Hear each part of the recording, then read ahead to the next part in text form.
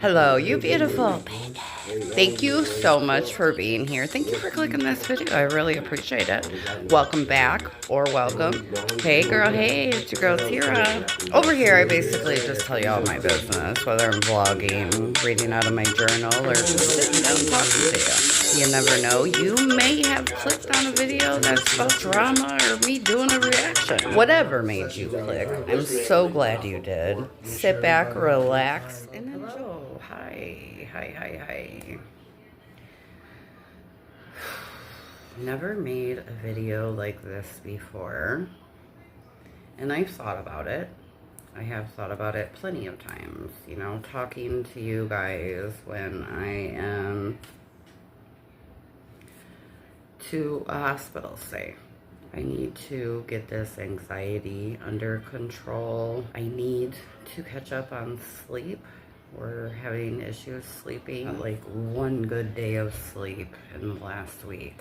Otherwise, like, I'm up and I'm just laying there. I think I went to bed at like 6:30 in the morning. Is that when I went to sleep?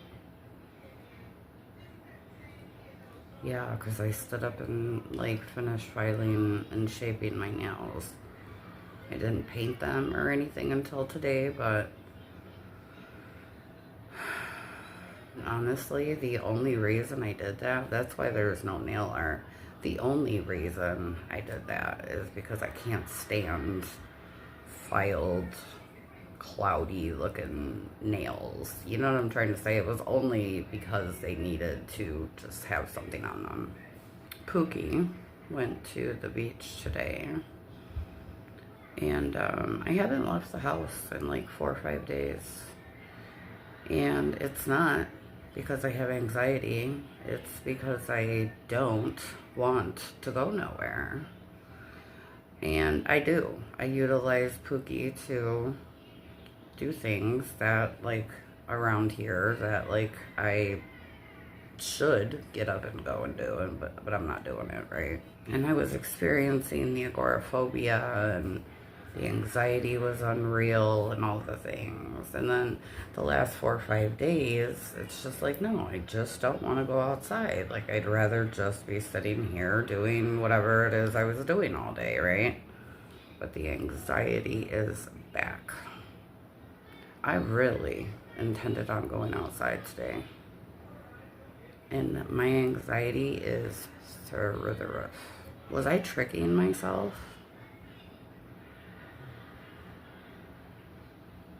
And see, that's the things that, like, I will never get used to. My brain playing its own tricks on itself. Oh, you're fine. You know, you just want to be in the house and you just want to do in-the-house stuff. No biggie, you know. You just want to be in your jammies and do your nails and, you know, do your little swatches and all the things, right? But even for the last couple days, I don't want to do anything. You know, yesterday, I was in such a mood. And I feel like even kind of like the evening before, where I just, like, am in my own world, and I'm not even gonna speak. I'm not speaking to nobody unless, like, you're speaking to me, then of course I'll speak back because I'm not a rude bitch. But you know what I'm trying to say? Like, no, like, I just don't want to talk to nobody. I don't want to do none of the things. I asked Pookie, I said, you know, did you have a good time at the beach? Sounds like fun. It's a great day for the beach. It's actually cooler than it had been the last couple days. And he mentions, of course, oh, I would have asked you to come, but you are always doing your nails. And it's always the nails. You're always doing your nails. Like, that's just what I'm always doing, right? And I'm like, wow, are you feeling some type of way? He's like, yes, and I've been feeling some type of way. We didn't get into it or nothing. Like, he's allowed to feel the way he feels, and I don't blame him. Like, it's been so nice out, and he goes outside, and he wants me outside with him. He wants me there with him. Number one, I'm not hanging out with them people this summer. I'm not doing it. I'm not doing it. Sorry, not sorry. I hear about the drama that goes down over there. I don't need my blood pressure turned up from nobody. I could sit right here, okay, and be completely calm the entire fucking time I'm awake, rather than go to that park and deal with other people's bullshit. Possibly come out of character. See, like, I think these things through. There's always a cause and effect. If I know that the people up there are going to get on my nerves, why would I put myself in that position? Because I don't want to curse people out. I don't want to fight with people. What I have been doing is watching a lot of different content about different people, even like big people, you know, things that I wouldn't even get in the algorithm for, but you guys might be interested in my opinion on, or whatever the tea is, or whatever, all the way down to, you know, smaller creators and things that they're talking about. You know, I want to do reaction content. I love doing drama videos, you know, I love those. I'm even watching Radiant Bread. I'm working on a Radiant Bread video, you guys. And you guys ain't gonna be ready for it. It's gonna be like Then and Now, and no, that's not a good title. That just rolled off of my tongue, I promise I wasn't thinking that. But like, it's real interesting, the things that I've clipped. Yeah, for sure. It's gonna be a good one, I think, but I wanna take my time with it. But I'm not doing well. And it's, I think, really hard to say that. I think that's what makes me breathe hard like that, right? Because I'm always okay. And even when I'm not okay, I just pretend I'm okay. And when I'm ready to go inpatient, that's when Pookie finds out that I'm not okay. And that's not fair. I want that to change. I know where this is going. I know where this is heading. It could be tomorrow. It could be 4 days from now. Either way, I know where I'm headed to. I want Pookie to know the reasons that I'm, like, not going outside. And that's not because I don't want to hang out with them and, you know, these things. And I also do deal with agoraphobia, and I have these issues, you know. Like, what can I do? I can't do nothing. But also, the same way that I'm telling all of you, I think it's important, when I am aware that, like, things are not good, that I do tell people around me. So, like, however many days I'm not, you know, in a crisis, they can hopefully be a little supportive. I know that I am extremely overwhelmed with life as a whole, you know. I really do wonder very often, like, how do I do this? How.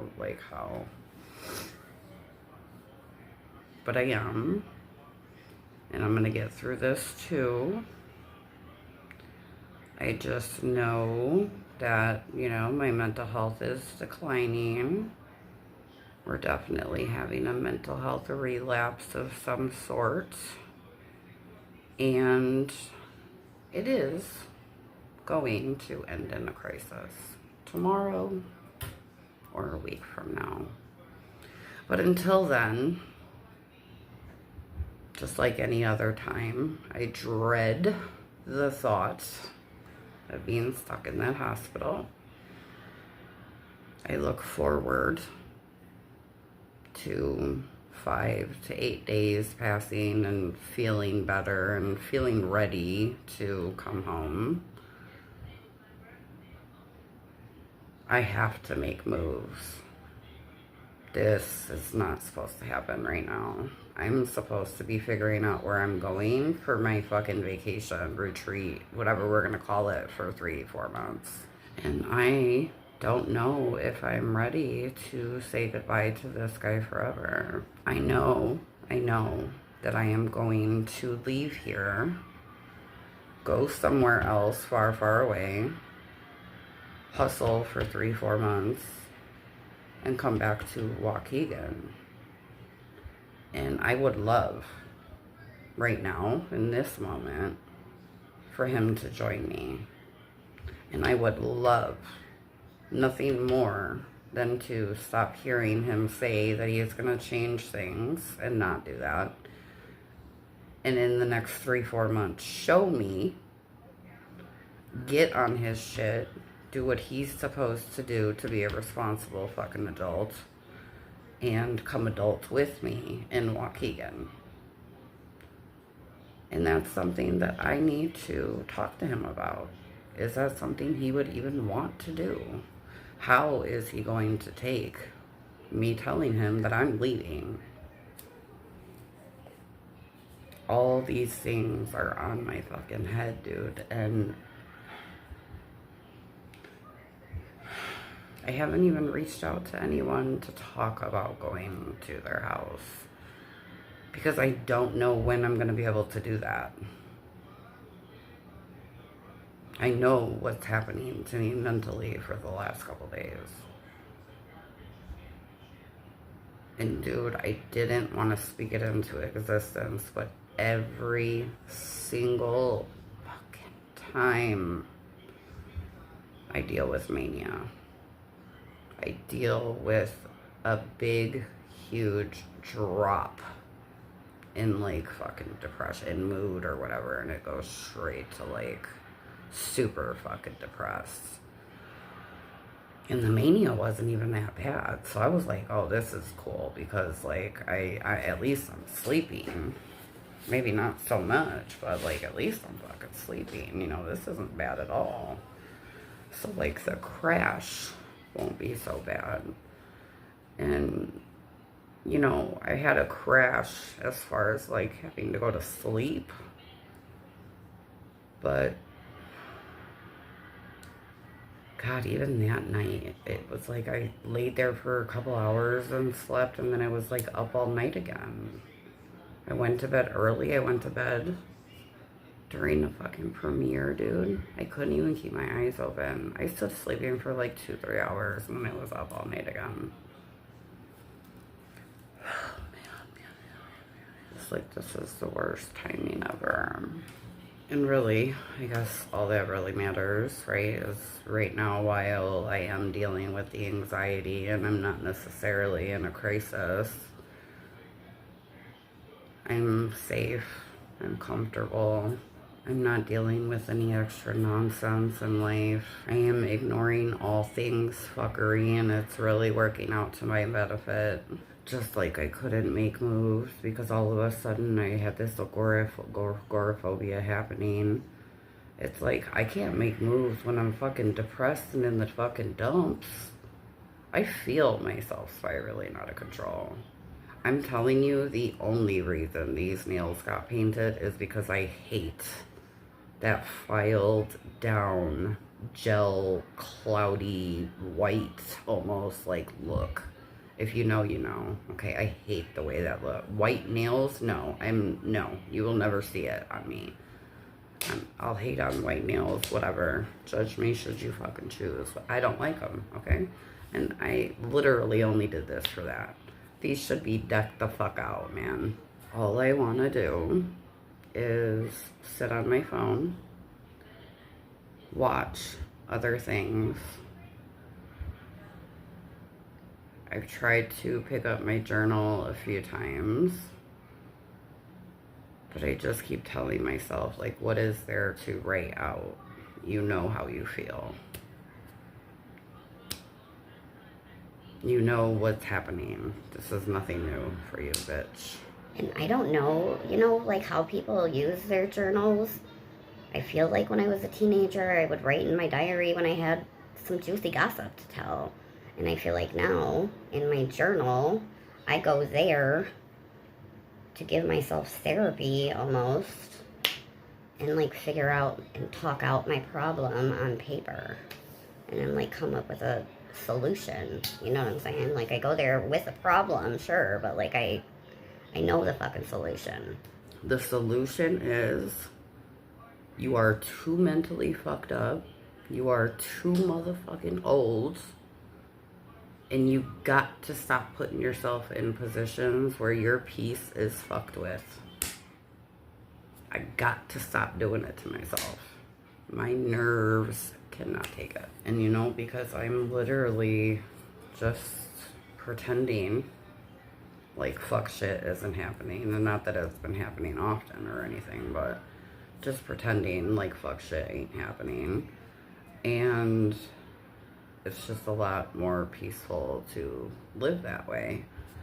But in the interim, I'm looking at him and I'm remembering why I fell for this fucking goofball. I listened to him tell a stupid joke and I remember why he's the funniest fucking person I know. I hear a random, I love you, boo-boo, and my heart is melting, you know. I know that for my sanity, I have to leave. I know that. Leaving is nothing if you really love somebody. No, I'm not concerned about him cheating on me now. I wouldn't be concerned about him cheating on me if I lived 1,000 miles away either, you know? I'm very secure in our relationship, thank God. And considering he's such a people person and he knows everybody and their mama, he does talk to a lot of females, you know. But he's always been more than respectful, you know. And it's just, I don't worry about that. I also feel like when you're old, that's when you are able to sit your funky ass down for 3-4 months and wait and make changes and, you know, make moves and do things in her absence, you know.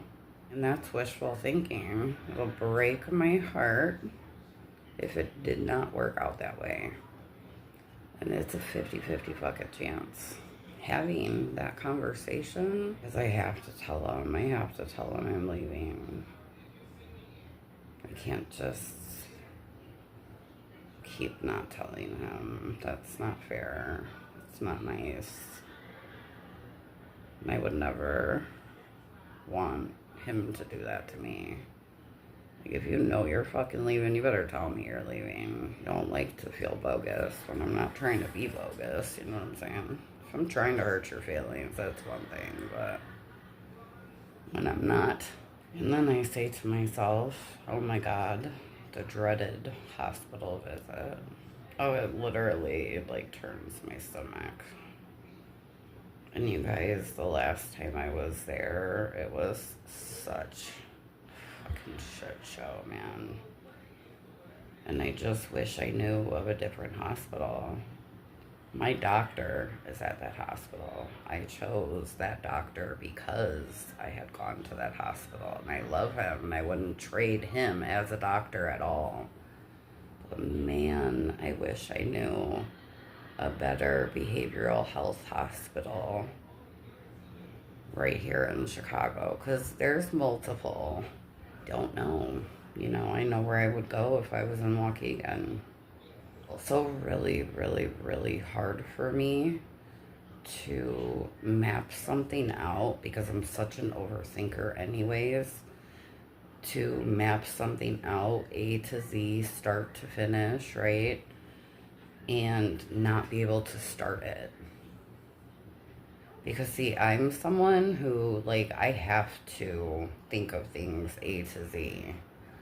I know, like, I'm reactionary and, like, that's not thinking things, but, like, in general, like, about serious things, like a nail business, per se, I literally,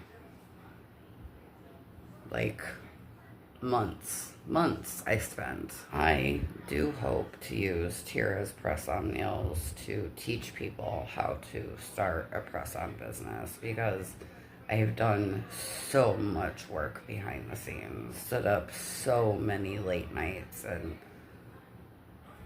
have this blueprint ready, and it's just like every fucking time I try to execute it. And then I'm not doing press-ons here because it's like, why even start, Tyra? Why push this now? Like, you're gonna be uprooting yourself. Change is so hard for me. So hard for me. I don't even think you guys understand. I don't think I understand the severity of change. It's so scary, but like at the same time, wherever it is I go, it is going to be a retreat. It is going to be a vacation. But the peace that I've lost and have been, searching for so long now again, find it. And it's going to make life way better than it is now. And as long as I don't continue to put myself in situations, then I will be okay. You guys have always known me to be single. I don't need somebody in my life to feel whole. And, you've seen me kind of date even all the way to having this 9-month relationship that we've been in. I don't know how long it's been now, but a long time, a long time I've been with him now. And I try so hard to be optimistic, but I'm such a realist. I'm sure plenty of people would call me a pessimist, I'm sure. I'm just a realist. And I'm always just hoping for the best, but always assuming the worst. I live my life by that, and it's probably some kind of, how do you call that? Motherfucking,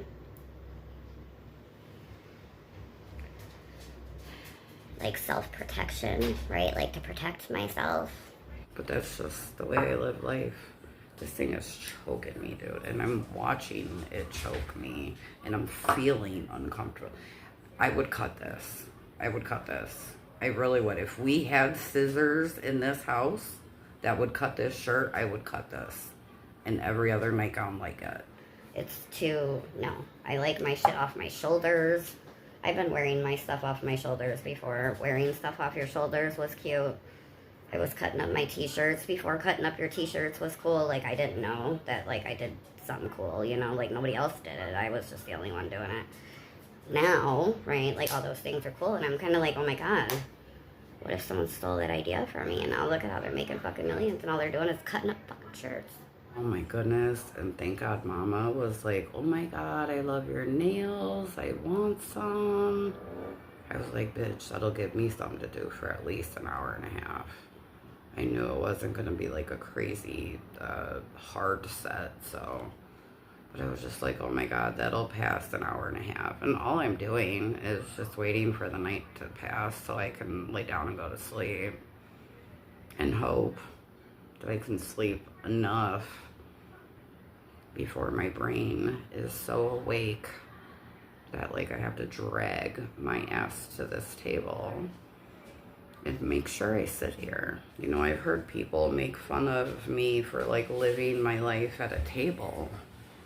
I'm pretty proud of living my life at this table. I'm gonna tell you why. Because a bitch like me could be living her life on that air mattress. And if I was doing that, I would be a lump on a log and I'd be a piece of shit and not someone contributing to fucking society, right? Then I would be a fucking loser. Yeah, I sit at the table all day and it keeps me out of that bed. This phone, YouTube, TikTok keeps me out of that bed. Thank you, baby Jesus.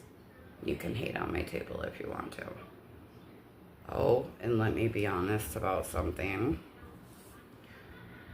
Mindy coming to YouTube and telling everybody that I had tried meth and crack while I was on Bud Street for those few days, because she was telling me behind the scenes that Jason had R'd her.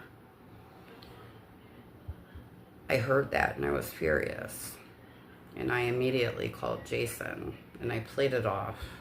Just acted normal, like, hey, Jason, what's up, dude?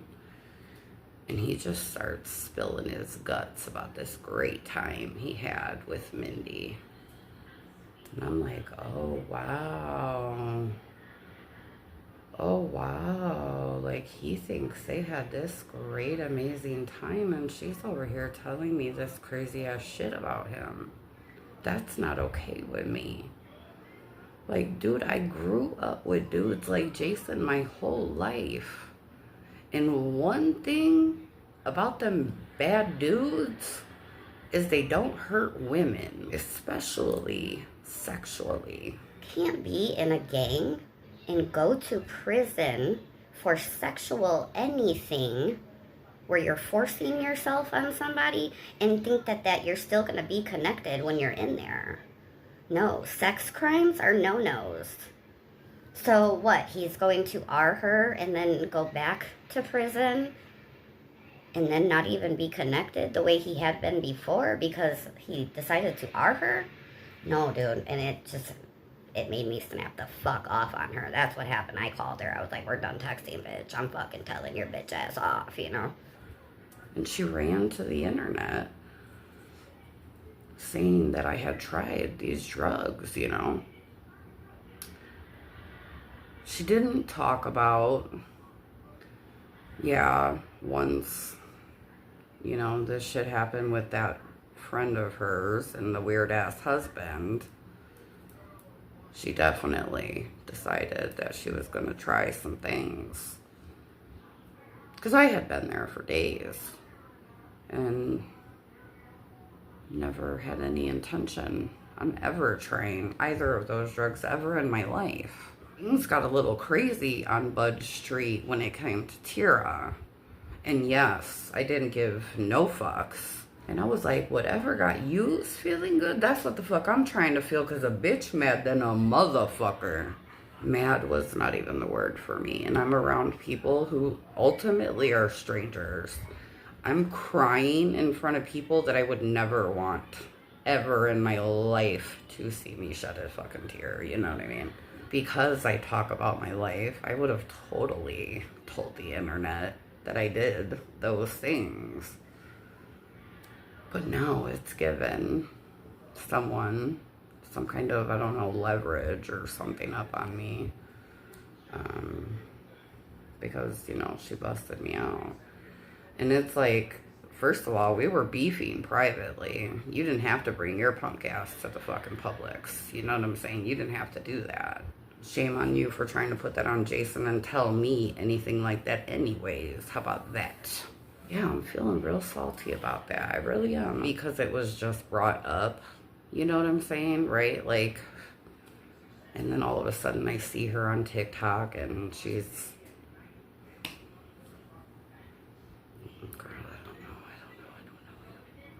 I just need that girl to live her best life. And if she wants to do it with the camera on, then so be it. You know what I'm saying? Make your money, do what you do. But just, like, be genuine, be transparent. Because you called out Jessica Kent.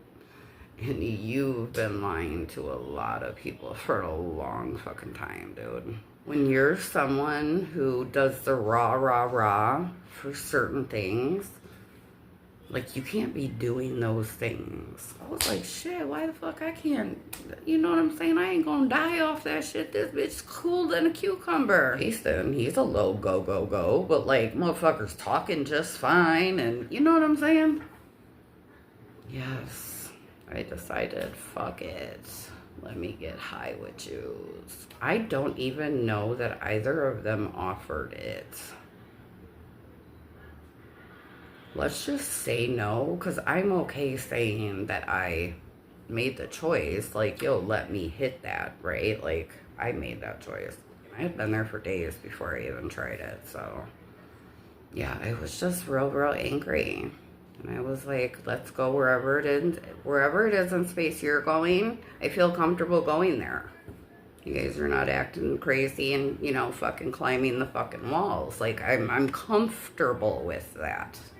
And I'd already been there a couple of days, so I, like, you know what I'm saying, felt more comfortable, trusted them a little bit more, you know, to be, like, intoxicated around somebody else, you know. I tried it. I can say that I've tried it. You know, to be completely 100%. Did I get high on crack? No. Did I get high on meth? Yeah. Meth can definitely make you feel, you know, like a superhuman.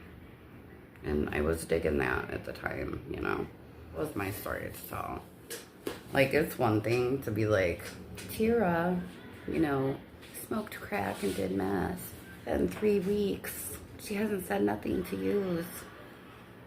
Like, bitch, it was like 4 days or some shit. I had just left, no, not even I had just left you. You had just gotten back home like 3 days before that. I just want to be okay. I want to make moves. And I have money to make.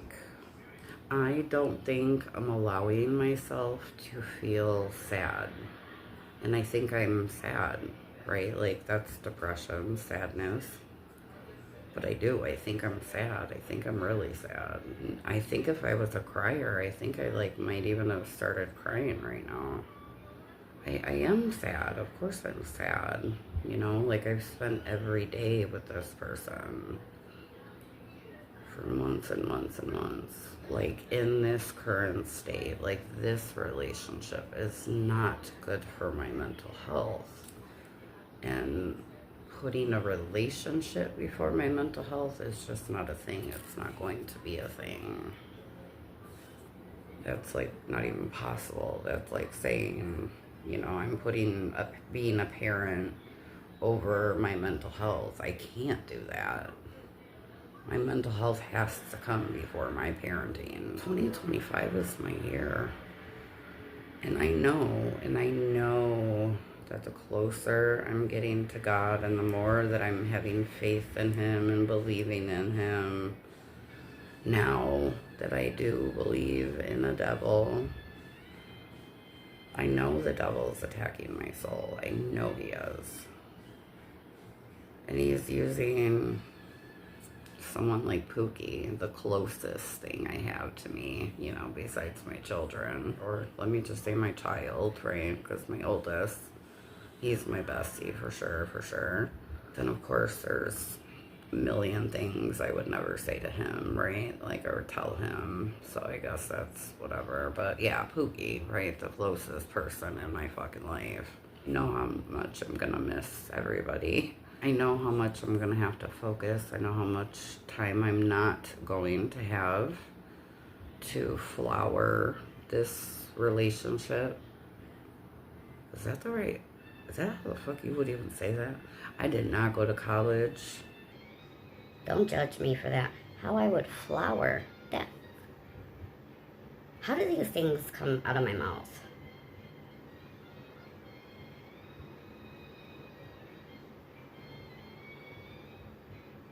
To grow the relationship. What the fuck am I trying to say, dude? I'm gonna stop. Because I just blew my damn self. I'm so good at pretending that nothing is wrong, nothing's going on, and everything is just hunky fucking dory. And I think I convinced myself of that so I can get through each day and just know that I got through it, I suppose. It's such a bad habit because it's like, no, dude, I have to fucking make moves. And now, more than ever, I need to make moves, and I'm spiraling down a dark, deep hole that I probably won't be climbing out of by myself. I will probably need some assistance. How I've been breathing all day. Just taking big, deep ass breaths for fucking no reason. Just to catch my breath. I'm actually surprised I haven't had a panic attack. I haven't had one in many years, thank God. But I'm like, oh, bitch, all this breathing you keep having to do, you're going to have a whole ass panic attack watch. Or I started filming this. I'm over there watching popcorn. So much so, in fact, I feel guilty for not telling my homies that's where everybody's at. Like, go over there and party. She has me blocked. You know what I'm saying? I think she looked, and supposedly I'm not blocked, but I'm blocked. I'm definitely blocked.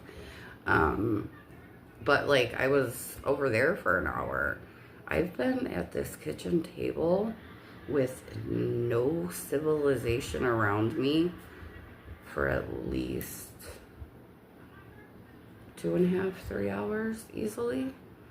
Like, my brother-in-law is not even in the room playing my other brother-in-law's game, and that's where he hangs out. So I sat there watching popcorn, watching chat, and, you know, watching the live stream in general, when I should have been filming this video. And I kept talking myself out of it. And then I had the worst anxiety about doing it. And I think more than anything, and this is me just being completely honest, I don't want to come here and be like, yo, I'm in a bad space. But the reality is, I'm in a bad space, but I'm also in a place not bad enough where I can talk about it. Maybe if other people are feeling it too, maybe they can get out of la la land that everything's okay and be like, oh yeah, okay, I gotta really watch this. You know, we gotta see how this is gonna play out here. You know, ever since I almost really I didn't try. Almost really did cave myself in 2022, 23, whenever that was. I'm really scary when it comes to what has become like my new crisis mode. When I start talking mean to myself, I got to go. I got to go somewhere where I know I'm safe, where I know that you're going to give me medicine for a couple days and I'm going to sleep. And I'm not going to have to think. And I'm not going to have to worry about anxiety. At least that's my experience, you know. And then slowly but surely, I take the time with myself to figure things out and what has happened, and you know what I'm saying, and then we get to calm down from there, and then by the time I'm good, then it's like my doctor knows, so I can go home, you know. And this has been a reoccurring thing for me since I've been in Chicago. I don't know that it would be as often as I went if it hadn't been for decisions I made in the past and like really trying to follow through with some things, you know what I mean? Like, I'm not willing to let myself get there again. Shame on me if I let myself get to the point where I'm ready to write letters to my children, because I'm gonna K myself, you know what I'm saying? I can't do that. You know, I always said, I cannot leave this world with those two boys because of gangs,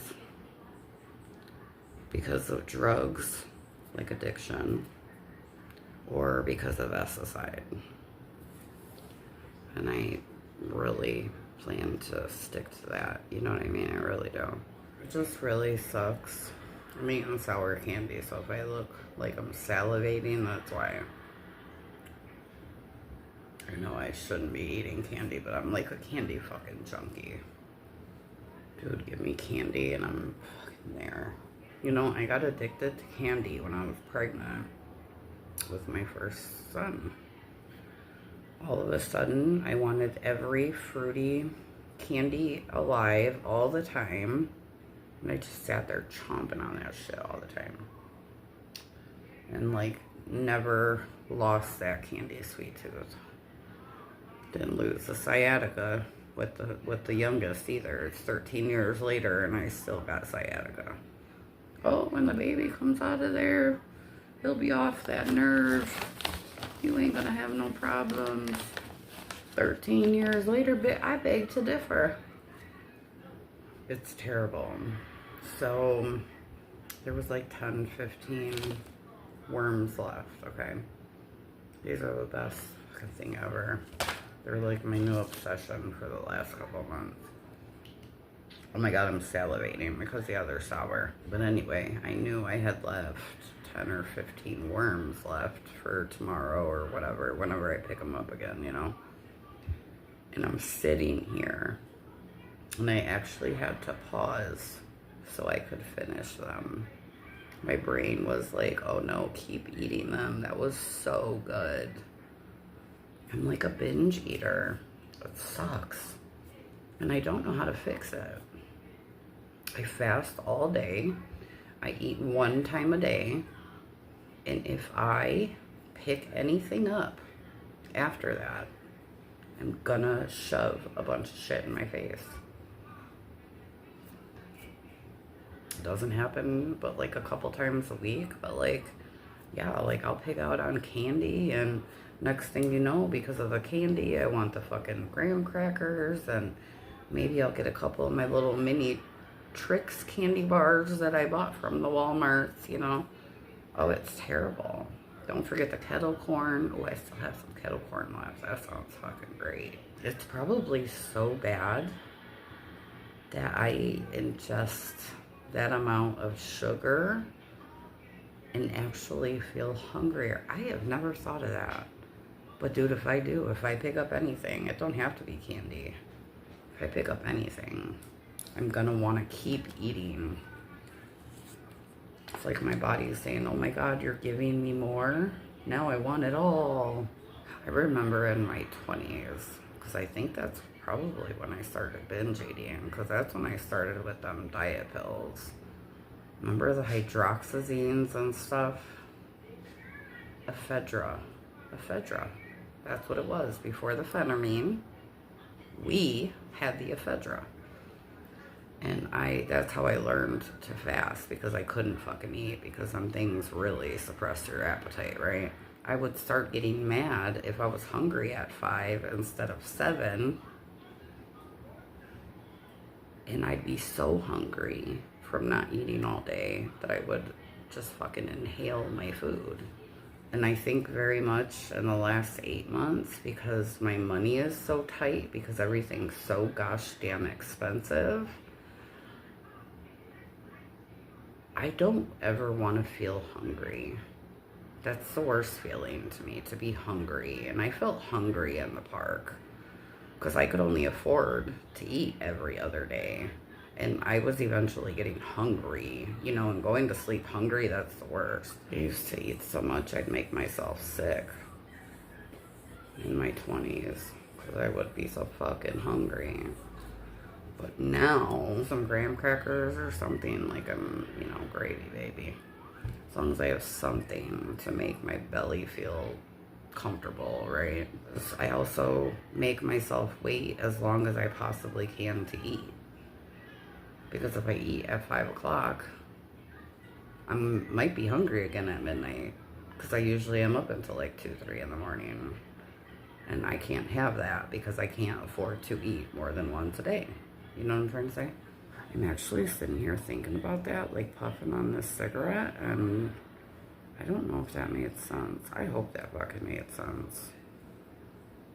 Because I just talked for like 5 minutes, and that'll suck if I have to cut all that out because it don't make no damn sense. I have to have hard conversations. I have to make a decision, period.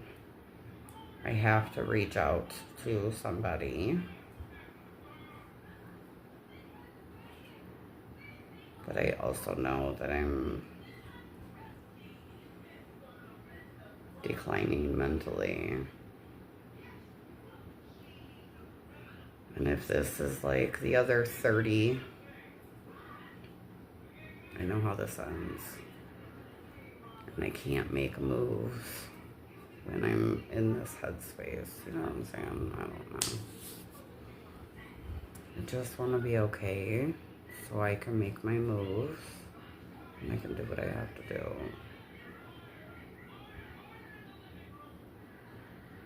tired of thinking. I'm dreaming about thinking too much. That's crazy. That's insane. No one should have to live like that. Fortunately, that's what mania is, you know? I'm just very fortunate that it doesn't affect me the way it does most people who get manic, you know what I mean? People use that word so loosely. They're like, oh, she's acting manic.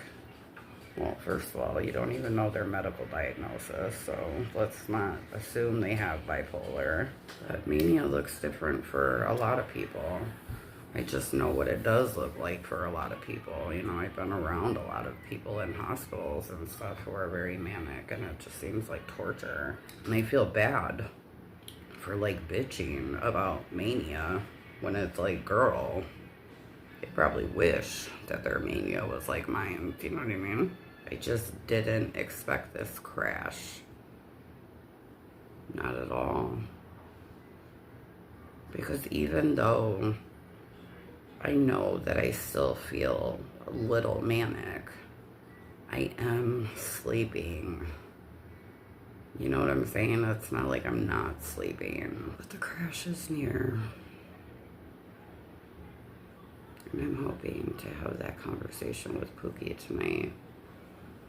It's 11:03 p.m. currently. I'm gonna go edit this. There's no telling when he'll come home because he's just coming home whenever he wants to come home. And there's also no telling in which condition he comes home in. And I'm gonna have a civil conversation or no conversation at all. I'm not giving my time to things that just can't be important right now, you know?